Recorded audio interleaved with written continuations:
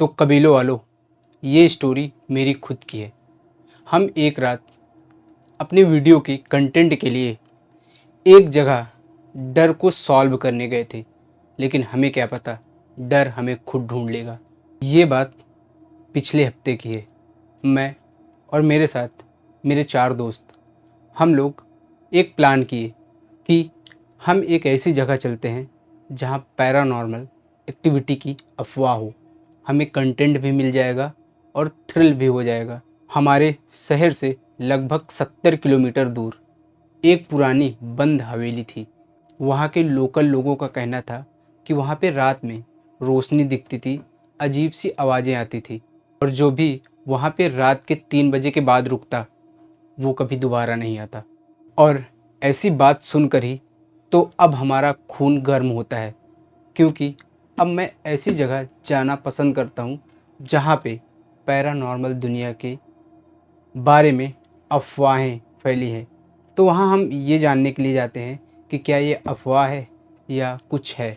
हमने सारे equipment pack किए, टार्च, पावर बैंक, कैमरा, और रात 11:30 बजे हम वहाँ पहुँच गए। हवेली बाहर से तो बहुत टूटी फूटी थी, लेकिन अंदर से उसका स्ट्रक्चर काफ़ी हद तक सही था। अंदर जाने पे हमने देखा कि हर जगह धूल जमी हुई थी, मकड़ी के जाले और खिड़कियाँ टूटी हुई थी। करीब 12:30 बजे हमने रिकॉर्डिंग स्टार्ट की। पहले तो सब कुछ नॉर्मल था। अब वहाँ हम 4 लोग थे, तो कुछ को मजाक सूझा कि अगर यहाँ कोई है तो सामने आओ, ऐसा वाला डायलॉग। करीब 1 बजे के बाद हवा वहाँ पे एकदम बंद हो गई। मतलब पेड़ की पत्तियाँ तक भी नहीं हिल रही थी। अंदर अचानक बहुत ज़्यादा ठंडी लगने लगी, बट बाहर का मौसम इतना ठंडा नहीं था। अभी आदित्य ने अचानक से बोला, तुम लोग ये आवाज़ सुने? हम सब अचानक से एकदम चुप। हमें ऐसा एहसास हुआ कि ऊपर की मंजिले पे कोई किसी को घसीट के ले जा रहा हो। हमने सोचा शायद कोई जानवर होगा। हम पांचों लोग ऊपर गए। ऊपर जाके हमने देखा एक लंबा सा कॉरिडोर, और पीछे एक कमरा था जिसका दरवाज़ा आधा खुला था। रोहन को मजाक सूझा। उसने कहा चलो आज का कंटेंट मिल गया। अब जैसे ही हमने दरवाज़ा पूरा खोला, हमने देखा कमरा पूरा खाली। लेकिन हमने वहाँ एक चीज़ नोटिस की।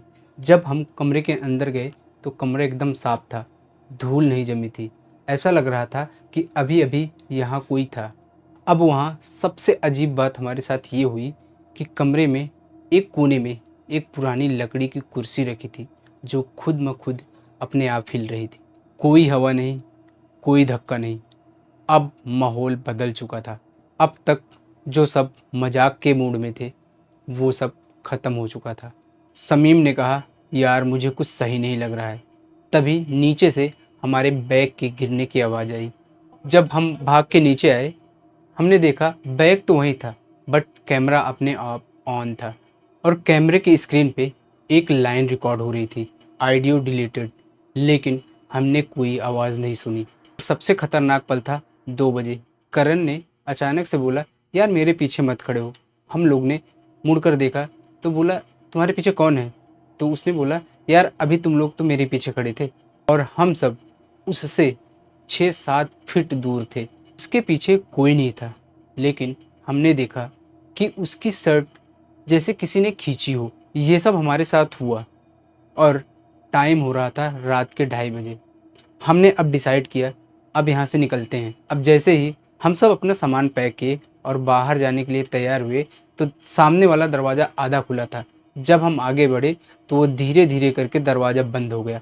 धक्का मारने पर भी अब वो दरवाज़ा नहीं खुल रहा था। हमने ज़ोर लगाया, फिर भी दरवाज़ा नहीं खुला। तभी ऊपर से बहुत तेज कदमों की आवाज़ आई, दौड़ने की, और साफ किसी की रोने की आवाज़। और हाँ, ये सब हमारी रिकॉर्डिंग में भी आ रहा था। आदित्य ने अचानक से पीछे मुड़कर देखा, और वो जैसे वहीं पे जम गया। वो कुछ बोल ही नहीं रहा था, एकदम फ्रीज खड़ा हो गया। उसने सिर्फ इतना कहा, उस सीढ़ी पे कोई खड़ा है। हमने भी देखा, कुछ सेकंड के लिए उस सीढ़ी पे एक काली परछाई खड़ी थी।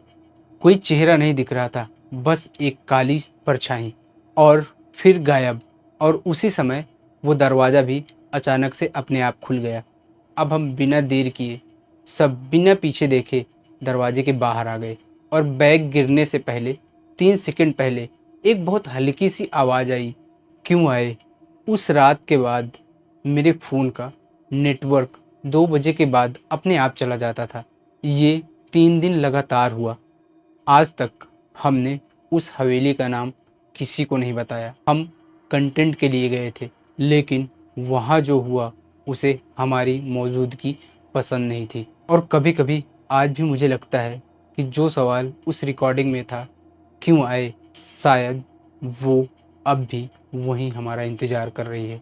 ये सब जो मैंने आज आपको बताया, ये मेरे खुद के एक्सपीरियंस किए गए पल हैं। आपको लगता होगा ऐसा थोड़ी ना होता है, ये बनी बनाई बातें बता रहा है।